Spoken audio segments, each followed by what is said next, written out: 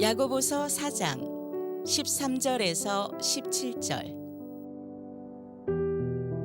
들으라, 너희 중에 말하기를 오늘이나 내일이나 우리가 어떤 도시에 가서 거기서 1년을 머물며 장사하여 이익을 보리라 하는 자들아, 내일 일을 너희가 알지 못하는도다. 너희 생명이 무엇이냐? 너희는 잠깐 보이다가 없어지는 안개니라. 너희가 도리어 말하기를 주의 뜻이면 우리가 살기도 하고 이것이나 저것을 하리라 할 것이거늘, 이제도 너희가 허탄한 자랑을 하니 그러한 자랑은 다 악한 것이라. 그러므로 사람이 선을 행할 줄 알고도 행하지 아니하면 죄니라.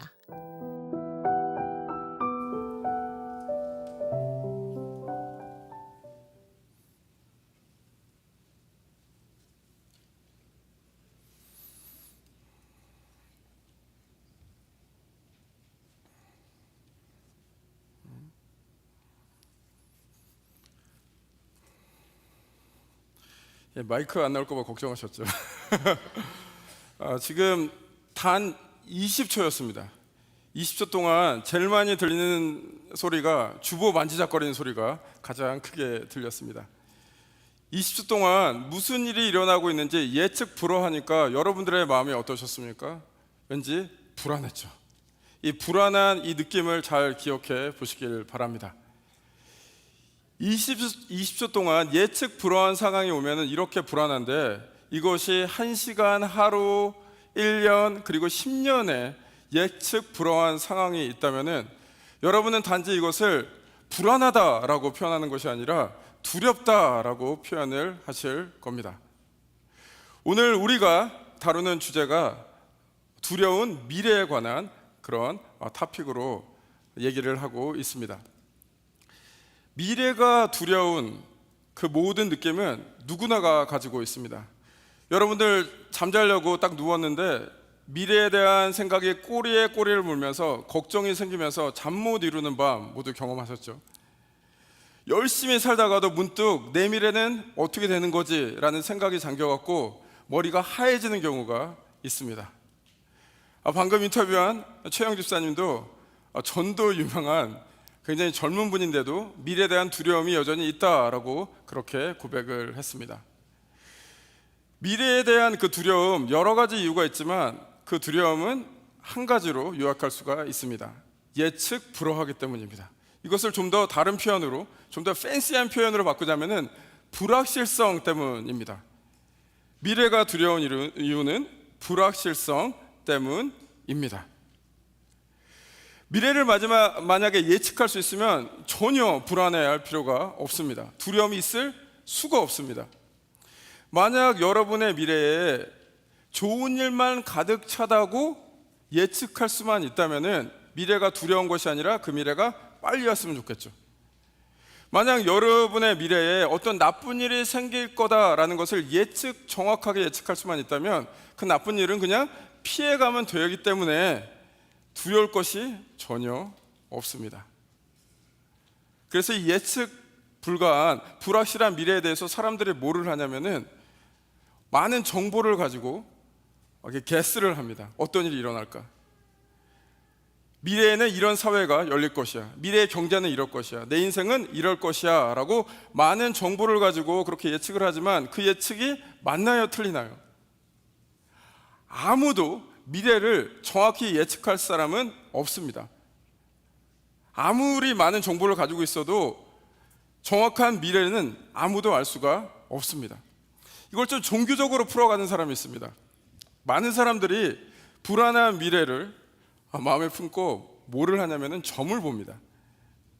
단지 비기독교인뿐만 아니라 기독교인들도 상당히 많은 사람들이 점을 본다라는 그런 통계가 있습니다. 통계마다 좀 다르지만 4명 중에 한 사람, 23%의 기독교인이 최근 5년간 점을 봤다라는 그런 통계를 봤습니다. 놀랍지 않습니까? 근데 이제 이거를 상식적으로 생각해보면 됩니다. 그 점쟁이가 그렇게 미래를 잘하면은, 그렇게 잘 맞출 수 있으면은 정확하게 예측을 해서 어디다 투자를 해서 큰 돈을 벌 수 있지 않겠습니까? 그렇게 큰 돈을 벌었다면 손님을 받을 필요가 없어요. 계속해서 점쟁이가 손님을 받는다는 것은 미래를 예측할 수 없다라는 반증이기도 합니다. 두려움을 갖고 비즈니스를 하는 거지 미래를 알 수 없는 것이죠. 정리를 하자면 이렇습니다. 불확실한 미래를 극복하는 가장 좋은 방법은 미래를 예측하는 건데 그 누구도 할 수 없다라는 거죠. 오직 하나님만이 하실 수 있다라는 겁니다. 그럼 우리는 도대체 이 불확실한 우리 미래를 어떻게 대해야 되는가? 그런 질문을 할 수 있겠죠. 그것에 대한 답을 오늘 야고보서 4장 13절에서 17절에서 명확하게 대답을 해주고 있습니다. 근데 그 대답을 하는 방식이 굉장히 독특합니다. 두 가지 길을 보여주고 있습니다. 미래를 대하는 우리의 잘못된 길 하나, 그리고 미래를 대하는 옳은 길 하나를 보여주고 있습니다. 먼저 미래를 대하는 우리의 잘못된 자세와 그 길, 그것을 두자로 교만이다 할 수 있겠습니다. 먼저 야고보서 4장 13절에서 14절 교만에 대해서 어떤 얘기를 하고 있는지 함께 살펴보시겠습니다. 함께 읽어보시겠습니다. 시작. 들으라, 너희 중에 말하기를 오늘이나 내일이나 우리가 어떤 도시에 가서 거기서 1년을 머물며 장사하여 이익을 보리라 하는 자들아, 내일을 너희가 알지 못하는도다. 너희 생명이 무엇이냐? 너희는 잠깐 보이다가 없어지는 안개니라. 13절에 집중을 하겠습니다. 야고보가 지금 13절에 있는 사람들을 질책하는데, 그렇게 질책하는 포인트가 무엇입니까? 내가 이 기간에 이 도시에 가서 돈을 번다라는 철저한 계획을 세웠기 때문에 질책을 받는 건가요? 전혀 그렇지 않습니다. 불확실한 미래에 대해서 사람이 할 수 있는 최선은 무엇이냐면은 준비하고 계획하는 것입니다. 그러면은 질책하는 이유가 이윤을 남긴다, 돈을 번다 그러니까 그것에 대해서 질책을 하는 건가요? 그렇지 않습니다. 돈도 필요합니다. 돈도 벌어야 됩니다. 13절에 나오는 등장하는 사람들이 질책을 받는 이유는 지금 미래에 대한 잘못된 길, 교만으로 가고 있기 때문입니다. 그럼 교만이란 무엇인가요? 교만이란 나를 자랑하고 남들과 비교해서 남은 늘 무시하고 나만 높이는 것이 교만인가요? 물론 그것도 교만의 모습일 수 있습니다. 근데 교만의 가장 깊은 뿌리는 무엇이냐면 사람이 하나님의 자리에 오르는 것입니다. 사람이 하나님의 자리에 오르는 것. 이 하나님의 자리에 오르려는 사람의 마음은 창세기 3장 5절에서부터 나옵니다. 사람이 선악과를 먹으면서 하나님과 같이 되려 그러죠. 하나님과 같이 돼서 사람이 다스리는 세상, 문제가 너무나 많다라는 것이 성경의 일관된 주장입니다. 이것을 죄라 그러죠. 오늘 그 죄의 모습이 교만이란 모습으로 나옵니다. 이제 13절로 다시 돌아가서 13절에 있는 사람들은 마치 자기가 하나님인 양 모든 것을 계획하고 진행하고 있습니다. 자기의 모든 인생의 계획을, 모든 것을 자기 손아귀에 쥐고 있다라고 생각을 하는 것 같습니다. 그래서 내가 내 삶을 통제할 수 있다, 컨트롤할 수 있다라고 얘기한 듯 보입니다. 그래서 교만이란 어떤 모습으로 나타나냐면 사람이 스스로 삶을 통제하는 모습으로 나타납니다. 이러한 교만한 모습 때문에 14절에 하나님께서 야고보를 통해서 이렇게 말씀하십니다. 너 자신을 알라. 너 자신은 누군가? 인간은 누구인가? 인간은 알지 못하는, 내리를 알지 못하는 안개와 같은 존재다라는 겁니다. 여러분 안개 아시죠? 잠시 나타났다가 금방 사라지는 안개. 유한한 그 특성을 가진 인간들아, 이제 하나님을 바라보라라고 그렇게 말씀하고 있습니다. 그럼 여기서 여러분들께 또 저에게 질문을 해봅니다. 여러분은 교만하십니까? 아침부터 이렇게 찔러서 죄송합니다. 근데 오늘 그 야고보 말씀이 좀 찌르는 말씀입니다. 저도 지금 찔리고 있습니다. 여러분을 지금 이렇게 바라보는데 제가 알기에는 여기 계신 분들 중에 겉모습이 크게 이렇게 교만한 분이 없다라고 생각을 합니다.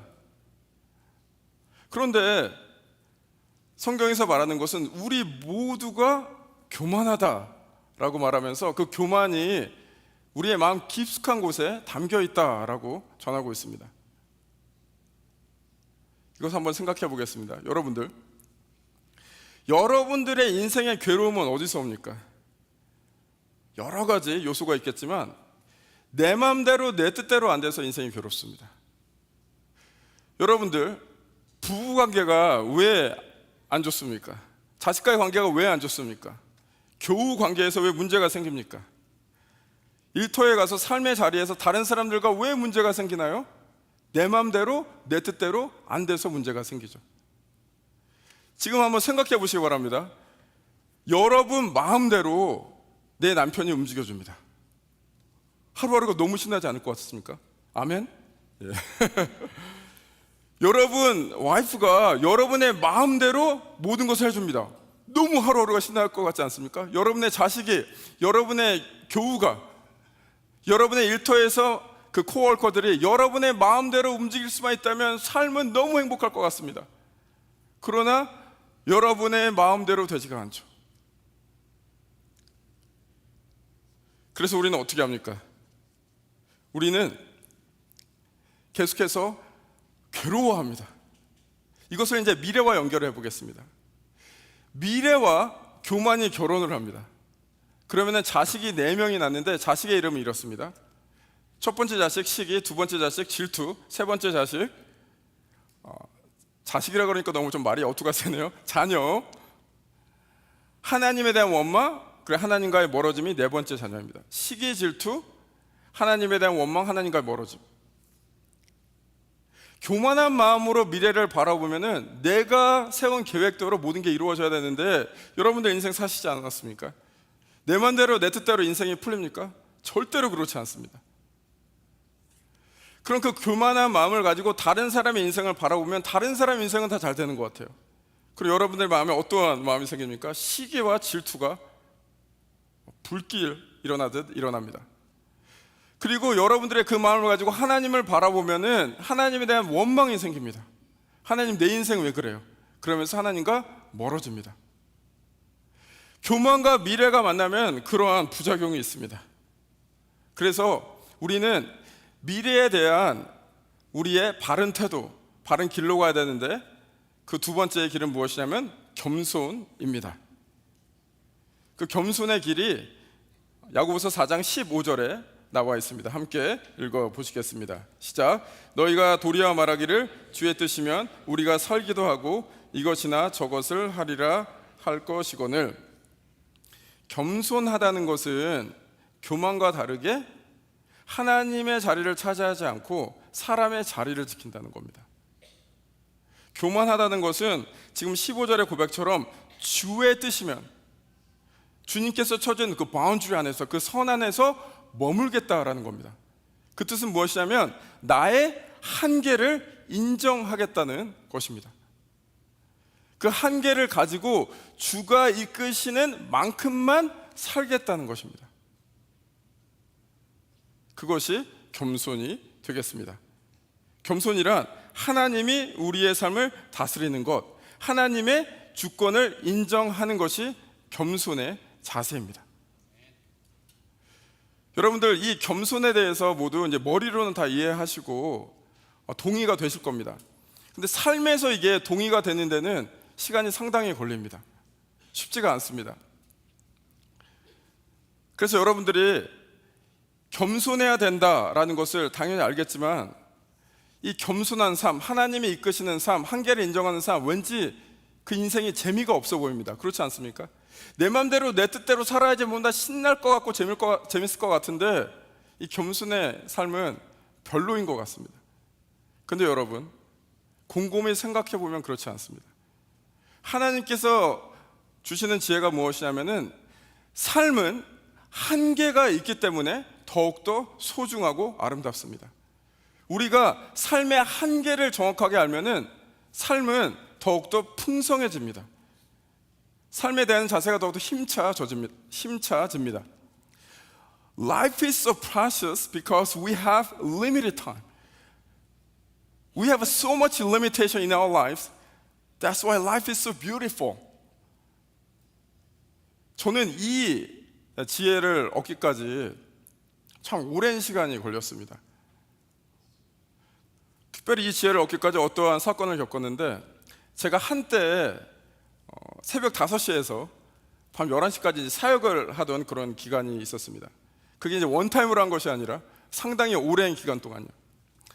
여러분, 새벽 5시에서 11시까지 스트레스를 받으면서 물론 보람도 있지만 그렇게 일을 한다면 몸에 이상이 있을까요, 없을까요? 몸에 이상이 반드시 생깁니다. 저도 몸 곳곳에 그렇게 사역을 하다 보니까 몸에 이상이 생겼는데, 여러 군데 몸에 이상이 생겼는데 가장 고통스러운 부분이 어디 있냐면은 이 오른쪽 눈이었습니다. 이 오른쪽 눈에 대상포진이 걸렸습니다. 이 눈 위에, 이 각막 위에, 그 코니아라 그러죠. 여러분 안 놀라시나 봐요. 예? 이 눈알 위입니다. 보통 이제 그 대상포진이 이렇게 허리 쪽이나 뭐 등 쪽에 오잖아요. 옷깃만 닿아도 너무 아픈 거 걸리셨던 분들은 아시리라 생각을 합니다. 근데 이게 눈알이잖아요. 이게 각막이잖아요. 눈을 계속 깜빡깜빡거리니까 너무 아픈 거예요.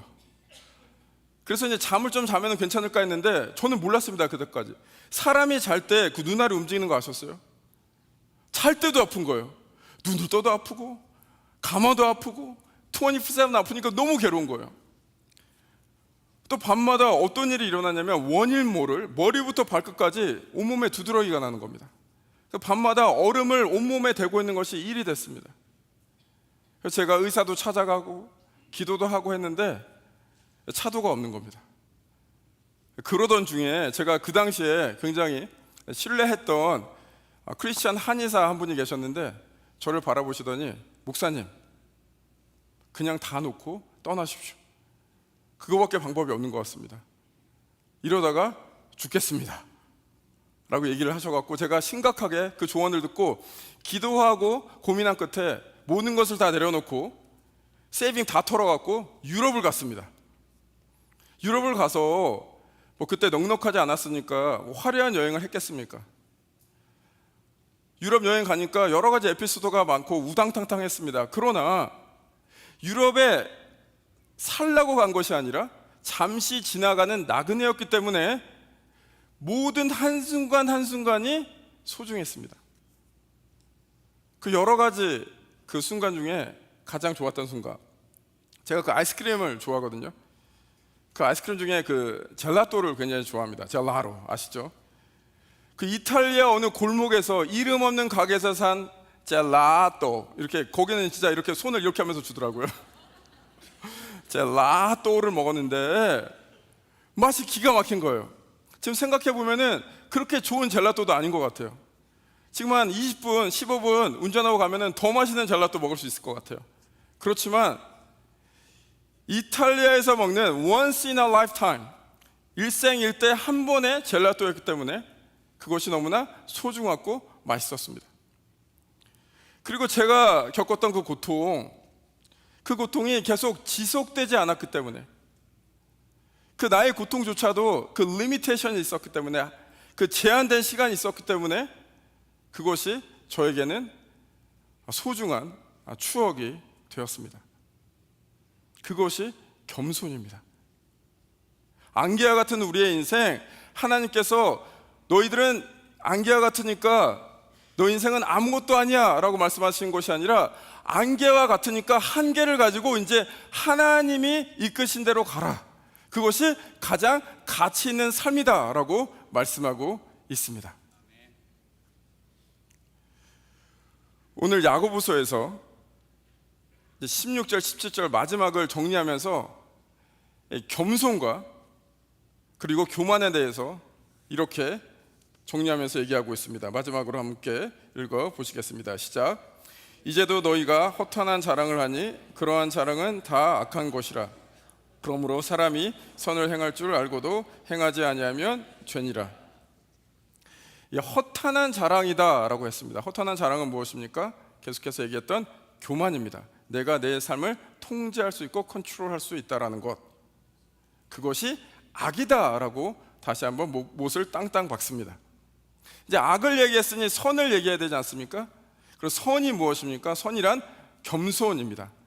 하나님이 이끄시는 대로 사는 삶. 그래서 겸손은 선입니다. 근데 17절에 단지 그냥 선을 행하라 라고 얘기하면 되는데 굉장히 흥미롭게 표현을 하는데, 선을 행할 줄 알고도 행하지 않으면 죄니라 라고 그렇게 강하게 표현하고 있습니다.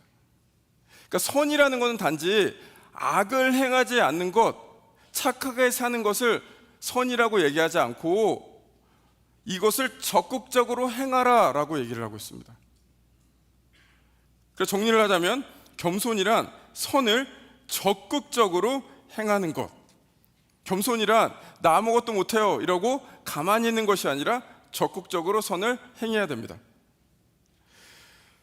적극적으로 선을 행하려면 선이 무엇인지 알아야 되지 않습니까? 선이란 토픽이 굉장히 큽니다. 근데 오늘 야고보서에서 선을 무엇이라고 얘기하냐면 2장 8절에 이렇게 얘기를 하고 있습니다.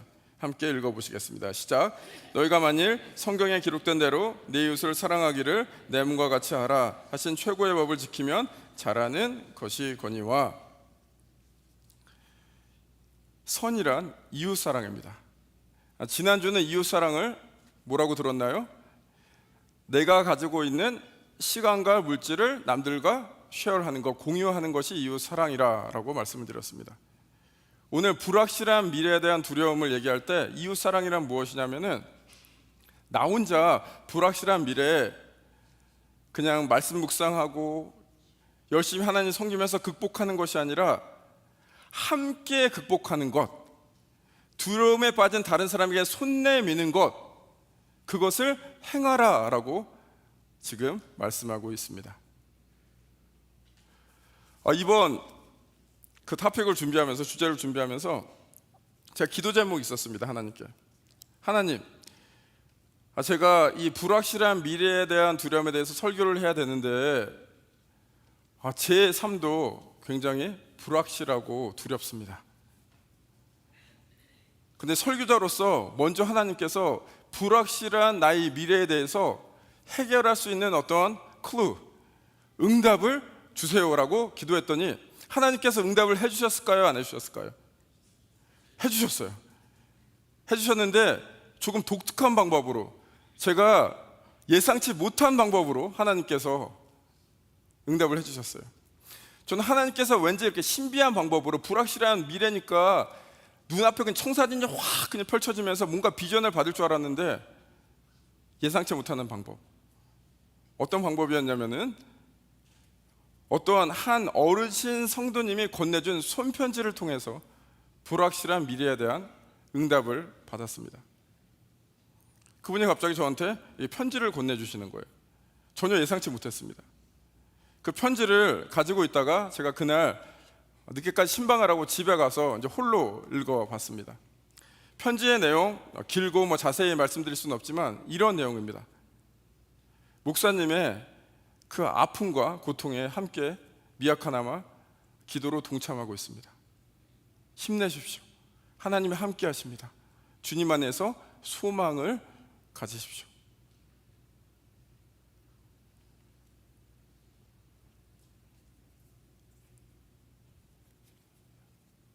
제가 그 편지를 읽는데 단지 그냥 글자를 읽는 것이 아니라 하나님의 음성이 들렸습니다. 하나님께서 나에게 응답해 주셨구나.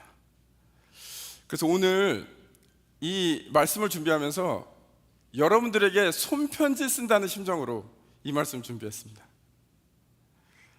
제가 여러분들께 다 손편지 써드리면 좋겠지만 일단 제가 글씨를 너무 못 쓰기 때문에 읽지를 못하십니다. 다 쓰려면은 제 팔이 떨어져 나갑니다. 그 현실적인 걸 차치하고 정말 마음을 담아서 손편지처럼 이 말씀 드립니다. 여러분 두려우시죠? 여러분의 미래에 대한 두려움 아무한테도 얘기 못하겠죠. 어느 누구나 미래에 대한 두려움이 있습니다. 어느 누구나 그 두려움 쉽게 오픈하지 못합니다. 그러나 꼭 말씀드리고 싶습니다. 그 두려움에 하나님께서 함께 하신다고요. 하나님께서 여전히 인도하고 계신다는 말씀 꼭 마음을 담아서 하고 싶습니다. 제가 편지를 받았잖아요. 그래서 제가 하나님께 기도한 게 저도 그 편지가 되겠습니다. 근데 다른 한쪽에서 다른 소리가 들리는 거예요. 네가 뭔데 편지가 돼? 네 인생도 그런데 네가 뭔데 편지가 돼? 그러나 겸손하셔야 됩니다. 겸손이란 나는 못해, 나는 아무것도 아니야, 이게 겸손이 아니라요, 기독교적인 겸손은 이겁니다. 나는 못해, 그렇지만 나를 통해서 하나님께서 역사하실 것이야. 여러분들이 이 확신이 있었으면 좋겠습니다. 그래서 여러분들이 겸손함으로 선을 적극적으로 행했으면 좋겠습니다. 여러분 주위에 여러분의 그 불확실에 대한 미래를 위로해주고 공감해줄 많은 사람이 있기를 간절히 기도합니다. 그러나 at the same time 여러분들이 다른 사람의 손을 잡고 누구나 불확실한 미래에 떨 수밖에 없는 그 사람의 손을 붙잡고 함께 기도해주는 사람, 함께 공감해주는 사람, 함께 용기를 주는 사람 되기를 축복합니다. 말씀을 맺겠습니다. 불확실한 우리의 미래, 이제 교만이 아니라 겸손으로 다가가시길 바랍니다. 불확실한 우리의 미래, 이제 여러분이 하나님 손 붙잡고 하나님 이리로 오세요, 내가 이 계획 다 세웠으니 하나님 내 계획 이뤄주세요 라고 하는 것이 아니라 여러분들이 하나님의 손 붙잡고 하나님에게 끌려가시길 바랍니다. 그렇게 끌려가실 때 여러분의 삶이 얼마나 소중한가를 여러분들이 꼭 경험하시기를 주님으로 축복합니다. 그리고 그 소중한 인생 여러분만 가는 것이 아니라 다른 사람의 손 붙잡고 함께 가는 저 여러분 되시기를 주님의 이름으로 간절히 축원합니다. 이 시간 함께 기도하시겠는데요, 왼손을 가슴에 올리시고 오른손을 높이 올려보시기 바랍니다.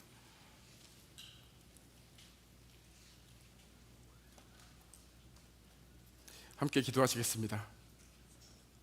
주님, 이 시간 불확실한 우리의 미래 바라봅니다. 불확실한 미래 때문에 떨고 있는, 두려워하는 우리의 이 마음 주님 앞에 올려드립니다.